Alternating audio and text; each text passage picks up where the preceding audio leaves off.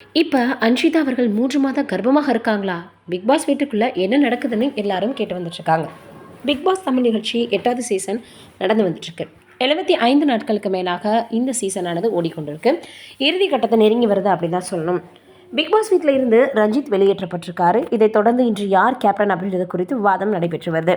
இதனிடையே big pass போட்டியாளராக Anshitha 3 மாதம் கர்ப்பமாக இருக்கிறதாக வீடியோ ஒன்று பரவி இருக்குது.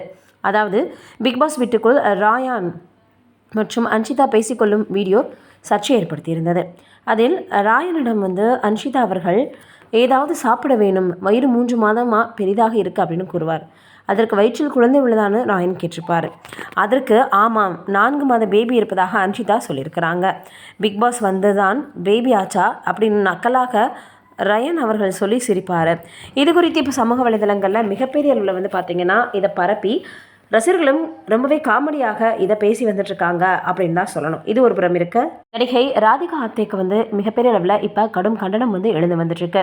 என்னது அப்படின்னு பார்க்கும் பொழுது அவங்க தன்னுடைய மெட்டர்னிட்டி ஃபோட்டோஷூட்டை வெளியிட்டிருந்தாங்க.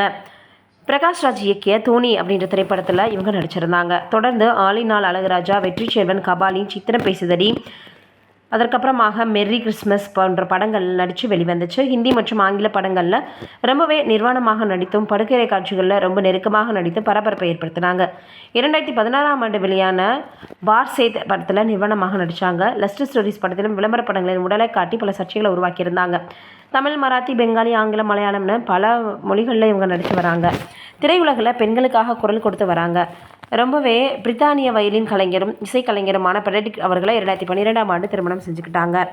அதற்கப்புறமாக 12 ஆண்டுகளுக்கு பிறகு கர்ப்பமாக இருப்பதாக அறிவிச்சிருந்தாங்க. 14ஆம் தேதி இவங்களுக்கு கடந்த மாதம் குழந்தை பிறந்தது. இதையடுத்து குழந்தை பிறக்கும் முன் எடுத்த புகைப்படங்களை சமூக வலைதளங்களில் பதிவிட்டிருக்காங்க. குறிப்பாக வலை போன்ற பார்த்தோன்னா உடை அணிந்து சில புகைப்படங்களை வெளியிட்டு குழந்தை பிறப்பதற்கு ஒரு வாரத்திற்கு முன்பு இந்த ஃபோட்டோஷூட் எடுத்த அப்படின்னும், இவ்வளவு எடை போட்டு என்ன நான் பார்த்ததே இல்லை அப்படின்னும் அவங்க சில விஷயங்களை பகிர்ந்திருந்தாங்க. இந்த புகைப்படங்களை பார்த்துட்டு மிகப்பெரிய அளவில் நான் என் அழகை பார்க்கிறேன், எப்போதும் இந்த புகைப்படங்களை நான் போட்டு பார்த்துட்டே தான் இருப்பேன் அப்படின்னு ராதிகா ஆப்தே கர்ப்பகால புகைப்படங்களால் இப்போ ரொம்பவே அதிர்ச்சி அடைந்து போயிருக்காங்க ரசிகர்கள். கலாச்சாரம் அழிஞ்சிருச்சுன்னு கடுமையான விமர்சனத்தை முன் வச்சு வந்துட்டுருக்காங்க. ஃபோட்டோஷூட்ன்ற பேரில் ரொம்ப மேற்கத்திய கலாச்சாரங்களை இங்கே கொண்டு வந்துட்டுருக்காங்க. இது ரொம்பவே கலாச்சார சீரழிவை ஏற்படுத்துதுன்னு சொல்லியிருக்காங்க. நீங்கள் என்ன நினைக்கிறீங்கன்னு கமெண்ட்டில் சொல்லுங்கள்.